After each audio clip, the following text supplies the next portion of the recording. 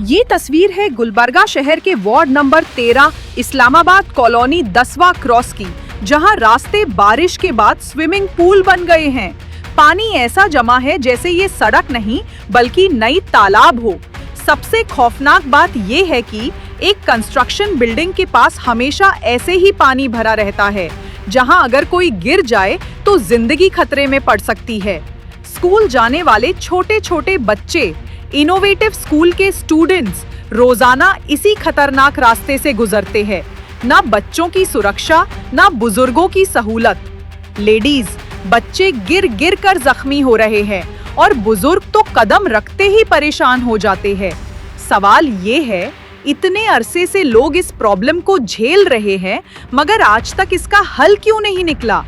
Ward number 13 के corporator को अभी तुरंत मेयर और नॉर्थ एमएलए कनीज फातिमा तक इस मसले को पहुंचाना होगा और तुरंत डेवलपमेंट का काम करना होगा।